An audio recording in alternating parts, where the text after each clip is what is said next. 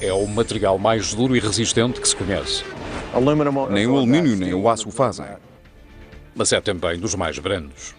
É limpo, sujo, brilhante e negro. Uma colher de chá tem uma área de meio hectare. Purifica o ar e a água, fornece energia ao mundo e altera-lhe o clima. É do que são feitas as estrelas. É um elemento encantado. É todos nós. A seguir, a história não contada do carbono em Maravilhas Modernas.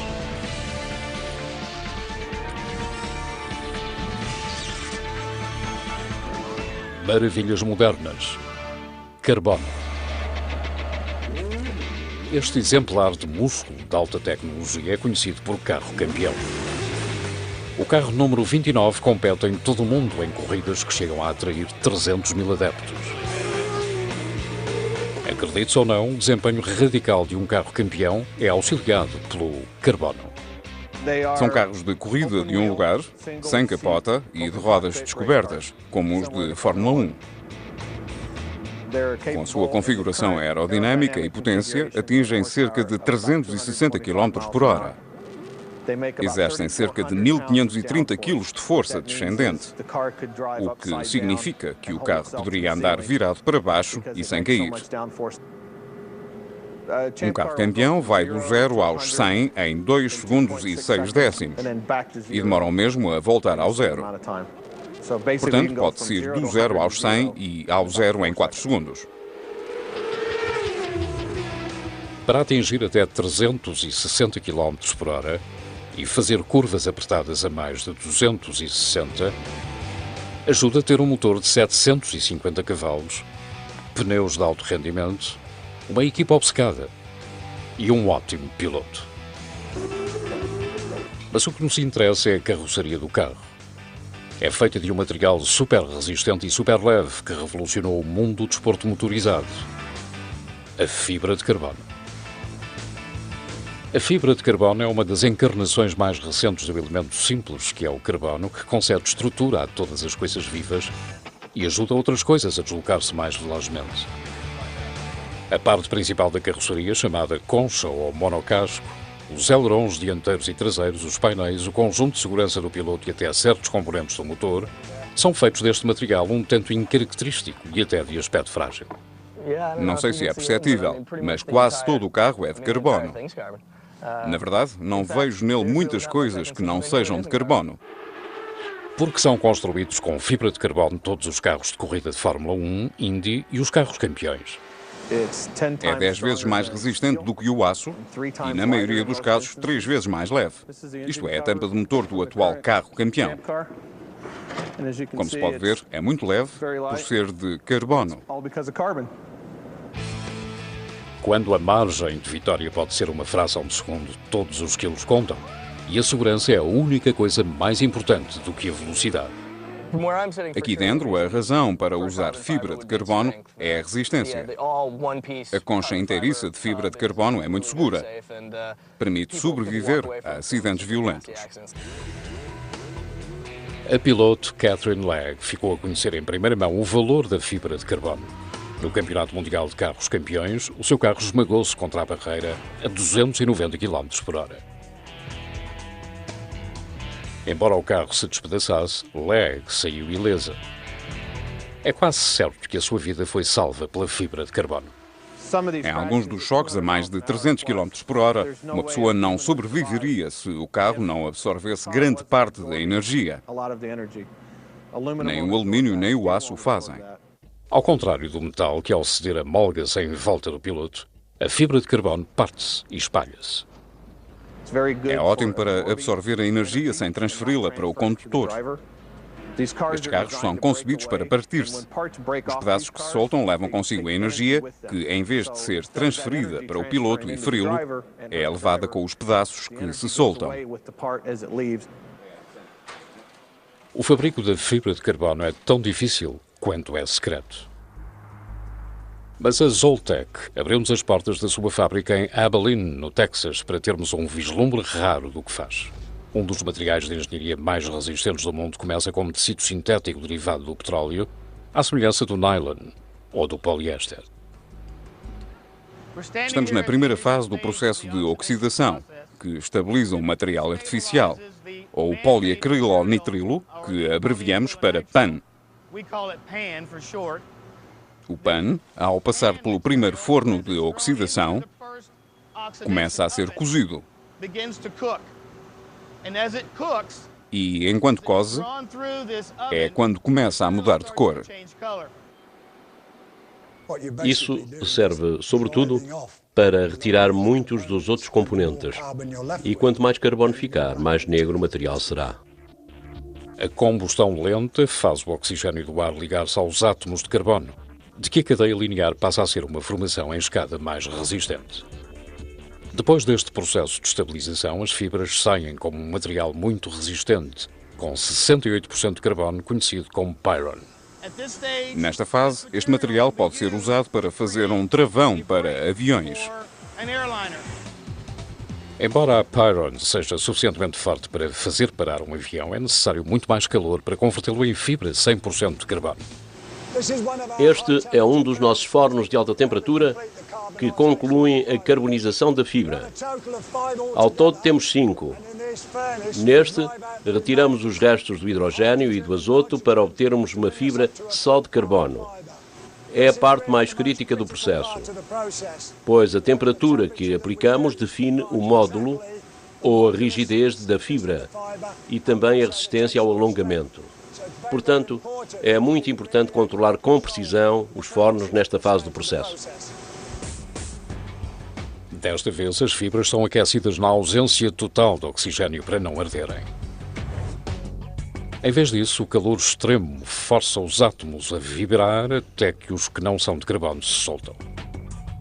Ficam as cadeias cristalinas dos átomos de carbono.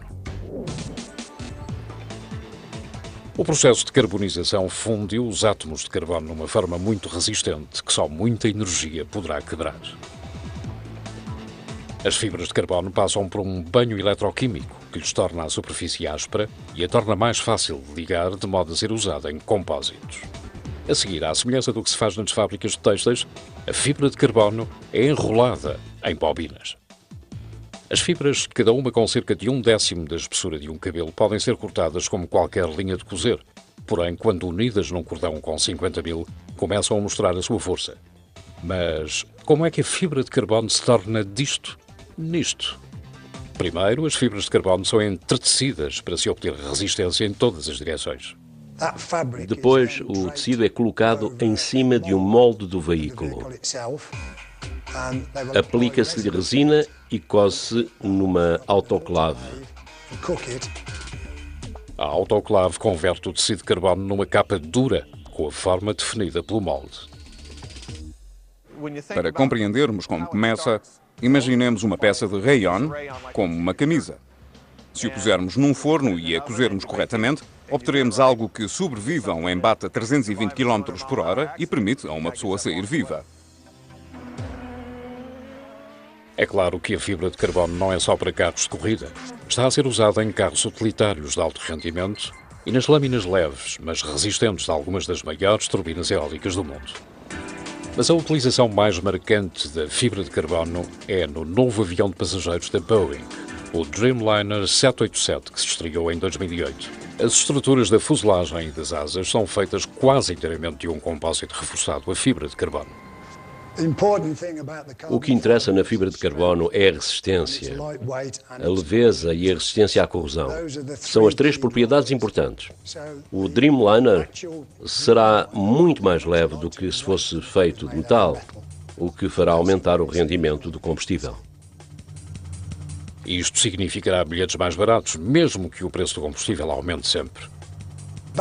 No início da década de 70, a Boeing estimava que cada quilo que se retirasse a um avião faria poupar algo como $100.000 em custos de combustível ao longo da vida desse avião. Nessa época, o barril de petróleo custava entre 3 e $12. Atualmente, a poupança é potencialmente muito maior.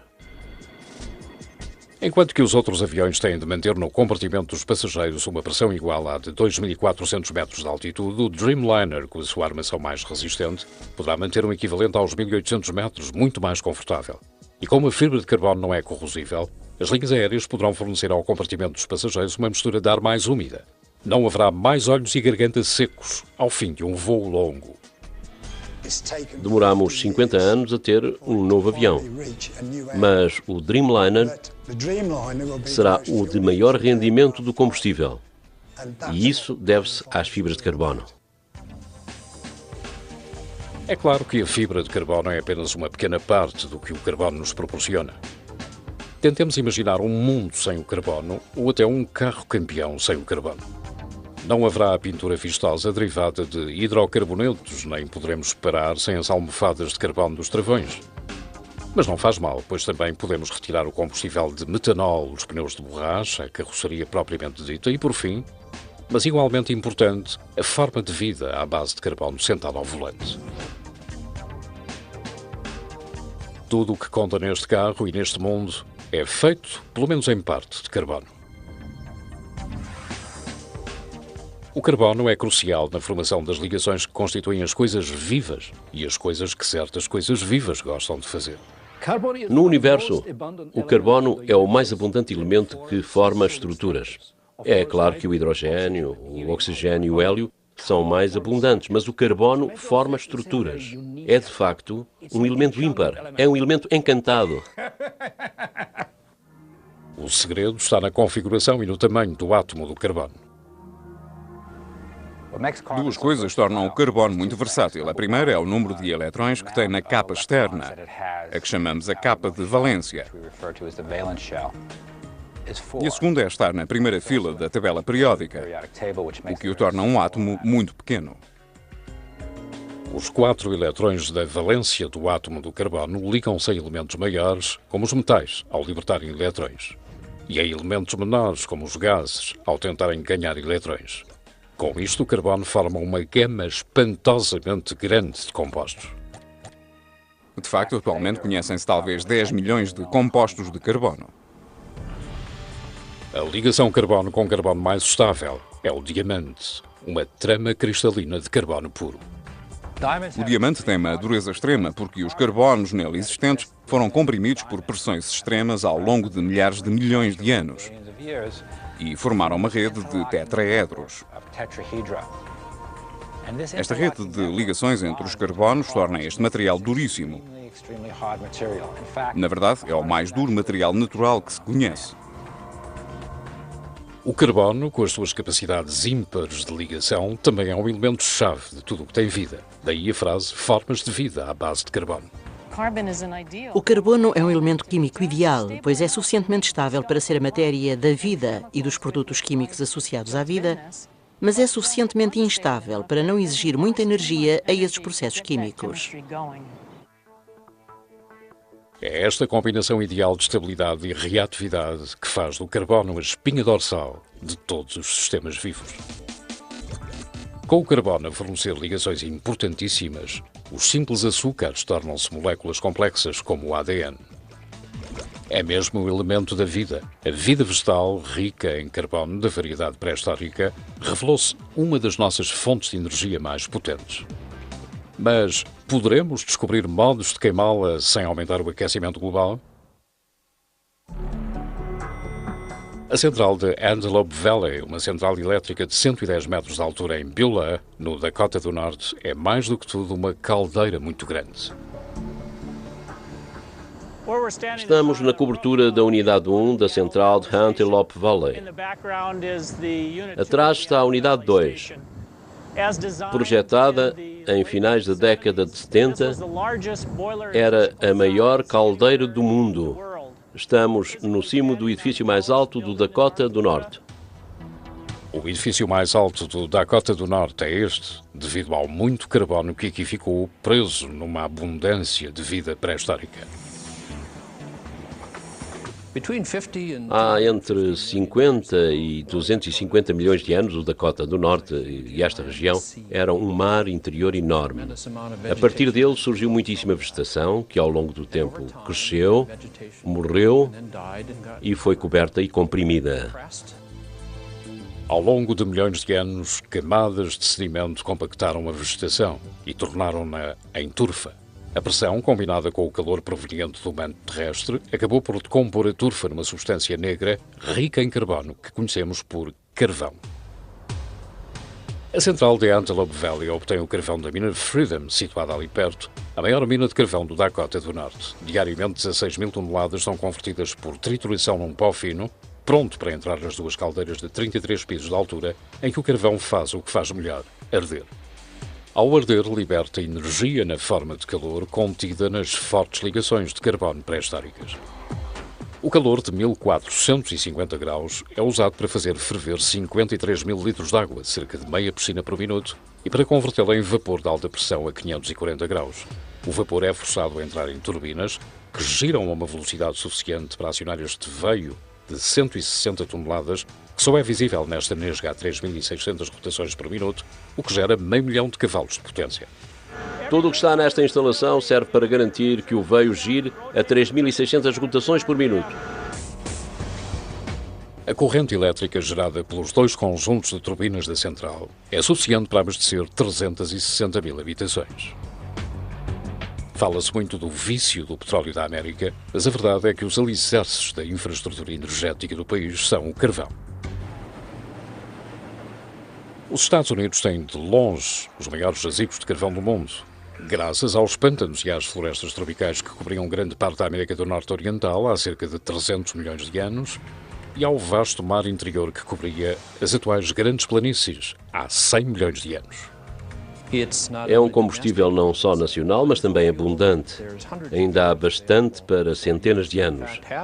Na verdade, metade da eletricidade do país é produzida a partir do carvão e só por isso já é um combustível muito importante para nós. Na China, 82% da eletricidade provém da combustão de carvão. Na Índia, são 70%. O carvão também alimentou a Revolução Industrial. Grandes jazigos de carvão na Inglaterra e na América acionaram a era do vapor, locomotivas, navios a vapor e fábricas. Os fabricantes de aço aprenderam a converter o carvão num combustível de carbono puro e de combustão mais limpa, conhecido por coke, que fornece muitíssimo calor e os átomos de carbono necessários para tornar o minério de ferro em aço. Mas o nosso planeta tem pago um preço pesado por 1,5 séculos de uso do carvão. O carvão causa mais poluição por unidade de energia do que qualquer outro combustível. Entre as suas substâncias em partículas mais perigosas contam-se o mercúrio, o arsénico e o dióxido de enxofre.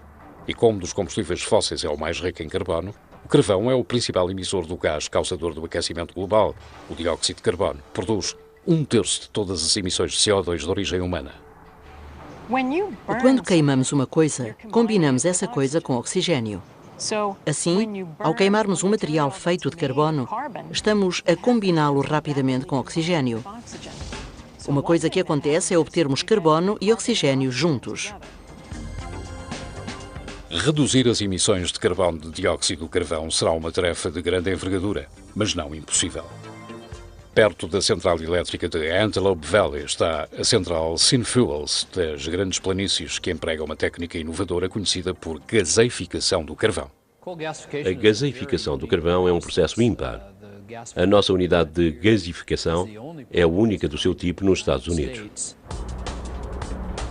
Dentro dos 14 gaseificadores, tanques de alta pressão, cada um com 165 toneladas, uma combinação precisa de calor, pressão, oxigênio e vapor quebra a estrutura molecular do carvão. O hidrogênio e o carbono formam metano puro, ou gás natural. Enquanto que o produto principal, o metano, é expedido por condutas para ser usado como combustível de aquecimento, outros compostos, como o sulfato de amónio, são capturados por lavadores e usados para fabricar adubo. Penso que um dos aspectos ímpares desta unidade é ser o sonho dos químicos. Ao contrário das instalações de combustão de carvão, que libertam uma mistura mais confusa de emissões, as da Synfuels podem separar, capturar e comprimir as suas emissões de dióxido de carbono. Esta corrente residual de CO2 é enviada por uma conduta para estes campos petrolíferos esgotados do Canadá. Aqui, o CO2 é injetado a centenas de metros da superfície em formações de rocha porosa que retêm para sempre o CO2. A isto chama-se sequestro do dióxido de carbono, uma tecnologia dispendiosa que ainda está nos primórdios. Entretanto, as emissões de CO2 do mundo aumentam ano após ano, devido, em grande parte, ao uso crescente de carvão. Porém, outra forma de energia à base do carbono também está em extensão. Em vez da energia de plantas pré-históricas, aproveita plantas vivas e a notável capacidade destas para retirar o dióxido de carbono do ar. As plantas são os nossos maiores recicladores de carbono da biosfera. Sem as plantas não haveria vida animal, pois as plantas retiram o dióxido de carbono da atmosfera e usam a energia da luz solar para fixá-lo e torná-lo parte da sua estrutura. A maior parte da estrutura de uma planta compõe-se de celulose e hemicelulose, cadeias complexas de açúcares que formam um resistente tecido fibroso que mantém a planta ereta.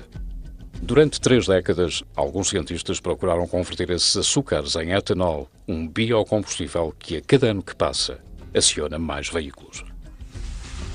Ao contrário do etanol de milho tradicional, que só fermenta o grão amídico para álcool, o etanol celulósico usava toda a planta e praticamente qualquer planta. A vantagem é que há muita celulose no planeta, literalmente centenas de milhares de milhões de toneladas. A desvantagem é que, como foi a natureza a conceber as paredes dessas células vegetais e a molécula da celulose, não é muito fácil separar a celulose em moléculas de açúcar.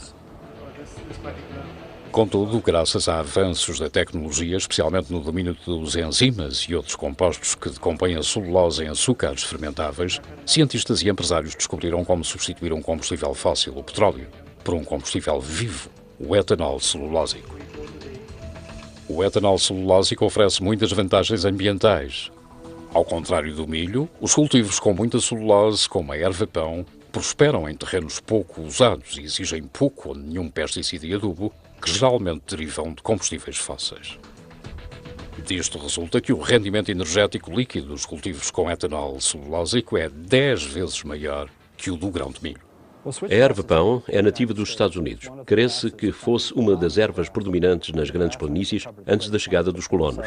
É uma erva perene, C4, o que significa que fixa muito bem o dióxido de carbono. Como é uma erva perene, as suas raízes continuam a sequestrar dióxido de carbono no solo, mesmo depois dos caules serem colhidos. Agora, é uma questão de economia. Enquanto continuam a reduzir o preço dos enzimas e de outras tecnologias, os cientistas e a indústria prevêem que em 10 ou 15 anos produzirão etanol celulósico por menos de 30 cêntimos o litro. Se fizermos o que devemos, se construirmos os sistemas com o devido cuidado, obteremos combustíveis baratos e muito vantajosos para o ambiente. Para o melhor e para o pior, a humanidade tem feito mudar a paisagem e a atmosfera com os combustíveis à base de carbono. Mas para deixarmos mesmo uma marca nossa, usamos outra ferramenta, a carbono.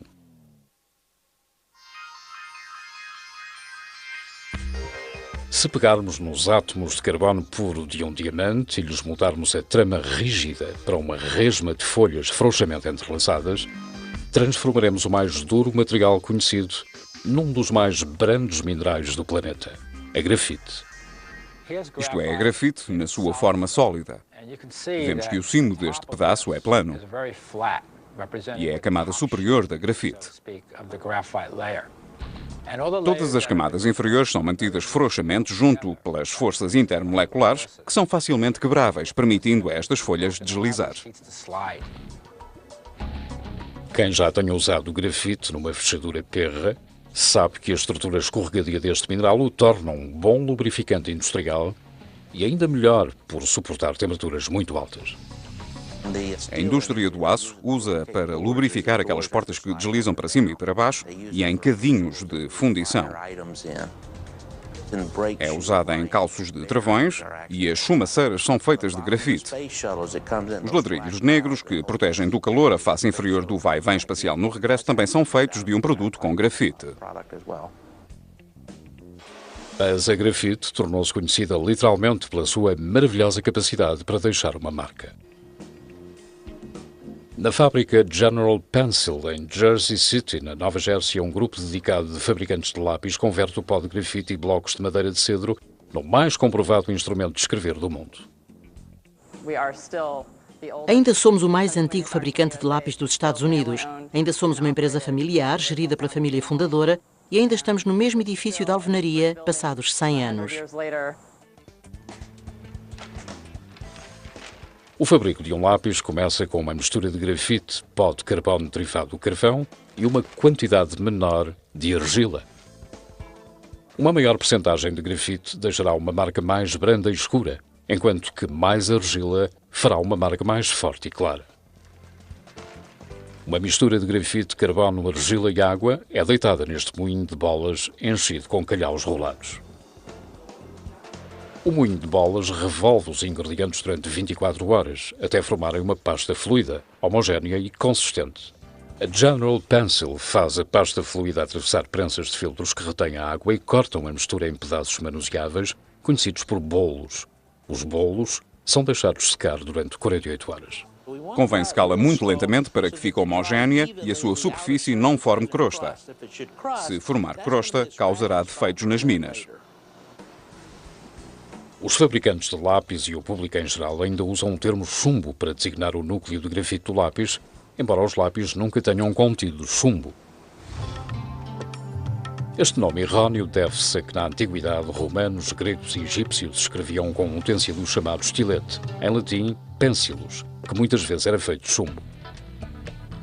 O lápis moderno teve origem na descoberta da grafite em 1564. Mas o aperfeiçoamento do lápis exigiu 3 séculos de inovações, muitas das quais a General Pencil ainda usa. Depois de se reduzir os bolos de carbono a um pó muito fino e de combinar este novamente com a água, a mistura fica pronta para ser convertida por extrusão nos núcleos, ou minas, com forma de lápis. Ele está a pô-la no calcador.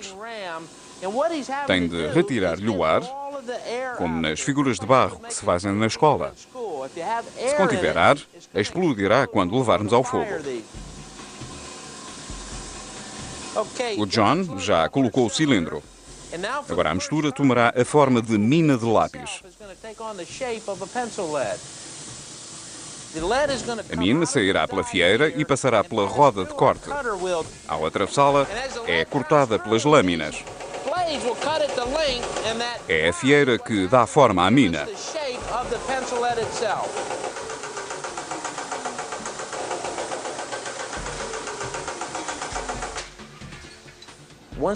Logo que as minas são extrudidas e secas, são colocadas no cadinho que levaremos ao forno. No cimo, espalhamos grafite de enchimento, para evitar que o oxigênio alcance as minas. Se tal acontecesse, o carbono seria queimado. Enquanto o forno a 990 graus endurece as minas, na zona onde se trabalha a madeira, a concha do lápis começa a tomar forma. Primeiro, uma serra abre 8 sulcos em cada ripa de madeira de cedro. Usamos cedro porque é uma madeira com veios direitos e também porque é fácil de afiar. E claro, porque todos gostam do cheiro de um lápis de cedro acabado de afiar. Os núcleos de grafite são colados a uma das ripas e tapados com a outra, o que forma uma sandes. Depois de secas, as ripas são cortadas na forma de lápis redondos ou hexagonais. Só fazemos lápis hexagonais e redondos. Os lápis hexagonais foram criados para não rolarem e caírem para o chão. A seguir, os lápis são lixados e pintados. Providos de um suporte de latão para a borracha chamado quesquilho, para quem não soubesse, e da borracha propriamente dita. São ainda estampados com letras ou números que indicam a dureza e a tonalidade, a chamada escala HB. 1 é o mais brando, 2 é brando e faz um traço escuro, 3 é ligeiramente mais duro e 4 é extra duro. O lápis número 2 também faz uma marca que os scanners ópticos leem facilmente. É por isto que, a partir do início da década de 60, todos os estudantes tinham de levar 2 para as provas. O número 2 é apenas um de uma escala ampla de opções. Para obter um traço fino e claro, um engenheiro poderá usar o número 5H. Um artista que pretenda traços negros e carregados usará um 8B. Uma das vantagens de um lápis relativamente a uma caneta é que, com a simples pressão da mão, podemos fazer variar a textura, a tonalidade e o traço. Algo que não podemos fazer com uma caneta. A grafite atua ficando para trás. Mas uma outra forma do carbono é ímpar a absorver outros materiais e mantém o nosso ar, a nossa água e até os nossos pés frescos e limpos. Nos montes próximos da fronteira do Kentucky com a Virgínia Ocidental, a empresa Calgon Carbon fabrica uma substância negra granulada e nada notável, que talvez já nos tenha salvo a vida. Essa substância é o componente principal das máscaras antigás, dos antídotos para venenos, dos purificadores de ar, dos filtros de água grandes e pequenos e de literalmente centenas de outros produtos. É conhecido por carbono ativado. Por natureza, o carbono tem ótimas capacidades de ligação. No carbono ativado, esta capacidade é muito aumentada com a adição de poros microscópicos. Os poros internos concedem ao carbono ativado uma área grande e tornam-no no material mais absorvente que se conhece. Uma colher de chá de carbono ativado tem uma área de meio hectare. E uma grama de carbono ativado tem a área de um campo de futebol. Com a sua capacidade para absorver produtos químicos perigosos ou sabores, cheiros e cores indesejáveis, o carbono ativado talvez seja a coisa mais útil que alguma vez veremos. Estava a tentar lembrar-me de quantas vezes por dia uma pessoa estaria em contacto com o carbono ativado. Creio que ao chegar ao pequeno almoço já estava cansado. Quando tomamos um duche, o shampoo e os sabonetes talvez contenham produtos químicos que foram purificados com carbono ativado. A pasta dentífrica tem componentes que foram purificados com carbono ativado. Uma chávena de café descafeinado significa que se usou carbono ativado no processo de descafeinação. A água que juntamos ao café, assim como o adoçante, podem ser purificados com carbono ativado. Como se torna ativado o carbono? Nas instalações fabris da Calgon, a maior fábrica de carbono ativado granulado do mundo, tudo começa com grânulos esmagados de carvão bituminoso, uma variedade de baixo teor em cinza. Os grânulos de carvão vão para um cozedor rotativo de 36 metros. A finalidade principal do cozedor é aquecer de modo controlado as partículas de carvão para que lhes seja retirada a matéria volátil. Todo o processo de aquecimento leva o material da temperatura ambiente a cerca de 430 a 480 graus.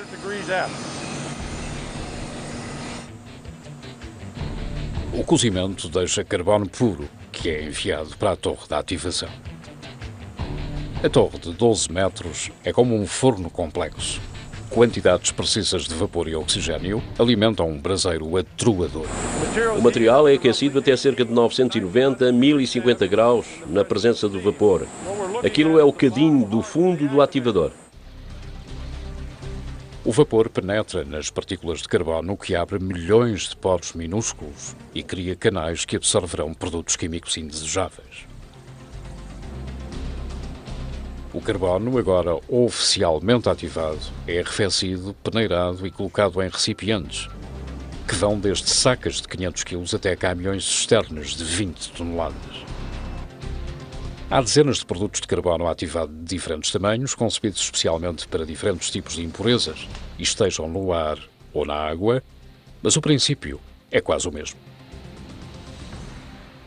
Como o azul de metileno é um dos solutos corados que usamos para medir o tamanho dos poros do carbono, é uma análise comum ao carvão ativado ou carbono ativado.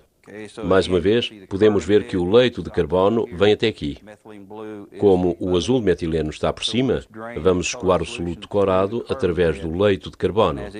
Ao atravessar o carbono, a água perde as moléculas de cor azul. A capacidade de carbono ativado para retirar a cor torna-o indispensável para os fabricantes de géneros alimentares e bebidas que o usam para tornar a cerveja límpida e o açúcar branco como a neve. Mas a função mais importante do carbono ativado é absorver os produtos químicos perigosos do nosso abastecimento de água quando este passa por uma instalação de tratamento. Enquanto a água atravessa um leito de grânulos de carbono, o carbono retira as moléculas orgânicas, sejam elas causadoras de sabor e cheiro na água ou mesmo potencialmente nocivas, de pesticidas ou de herbicidas. Como o carvão ativado não mata os micro-organismos, as instalações de tratamento usam cloro para sacrificar o abastecimento de água potável. A tecnologia dos filtros de carbono chegou aos filtros de água domésticos, que empregam carbono ativado para retirar mais impurezas e o sabor do cloro. É claro que é importante termos ar e água puros, mas talvez nos perguntemos o que pode o carbono ativado fazer pelos pés mal cheirosos. Graças ao trabalho do Dr. Herbert Lapidus, inventor do Odor Eaters, estamos com sorte. O Odor Eaters foi o primeiro produto feito a pensar nas bactérias causadoras de mau cheiro num ambiente suado e fechado de um sapato. Para as bactérias, os sapatos são um ambiente magnífico de proliferação. E pior ainda, são fechados. Não têm saídas. Para absorver as bactérias, o processo de Lapidus recorre a carvão vegetal ativado derivado de uma fonte surpreendente. Usamos carvão vegetal ativado obtido de cascas de coco. É de melhor qualidade e mais caro, mas como me interessavam quantidades pequenas, procurei o melhor. A NASA tinha constatado que a base de casca de coco era o melhor carvão vegetal ativado para limpar o ar das cápsulas espaciais. Mas o grande avanço foi o sistema do Odor Eaters. Como não era possível deitar pó de carvão ativado nos sapatos e dizer às pessoas que os calçassem assim, eu sabia que não resultaria. O Odor Eaters tem carvão vegetal ativado embebido nesta espuma porosa de látex que respira. Sempre que andamos, fazemos sair o ar. É um efeito de Fall. Se o pisarmos, o ar desloca-se. Assim, o ar que tem o cheiro atravessa o látex que tem embebido carvão vegetal ativado. Este retém as moléculas do mau cheiro. Esta concepção resultou, e para milhões de pessoas com mau cheiro nos pés, e para quem estava perto delas, os resultados têm sido tudo menos triviais. Havia casamentos a acabar porque em casa os maridos não podiam descalçar-se e as mulheres recusavam-se a lavar-lhes as piugas. Mais uma vez, o carbono é a salvação. Novas formas de carbono estão a proteger veículos espaciais valiosos e um dia talvez formem uma escada até às estrelas. Esta tecnologia da era espacial é conhecida por aerogel. Quase sem peso, com uma área grande e com capacidade para proteção térmica, o aerogel já tem sido usado para capturar partículas de um cometa a alta velocidade. E para proteger equipamento valioso da radiação intensa do espaço, e os cientistas começam a explorar este material. Um aerogel é como um aerossol. É uma dispersão de partículas líquidas ou sólidas num gás, mas num aerogel as partículas ligaram-se. É por isso que o aerogel, embora seja 99% de ar, continua a ser considerado um sólido. Uma mão cheia de aerogel tem a área de 2 campos de ténis. Porém, uma bolacha de aerogel com apenas 15 gramas suporta o peso de um tijolo. O Laboratório de Propulsão a Jacto da NASA aproveitou estas qualidades notáveis durante a missão Stardust de 2004, que visava entender a composição dos cometas. A Stardust usou um coletor feito de aerogel de sílica poroso para capturar partículas do cometa Wild 2. Ao atingirem o aerogel a altíssima velocidade, 6 km por segundo, essas partículas esmagaram a rede do aerogel e, desse modo, criaram um rastro no aerogel.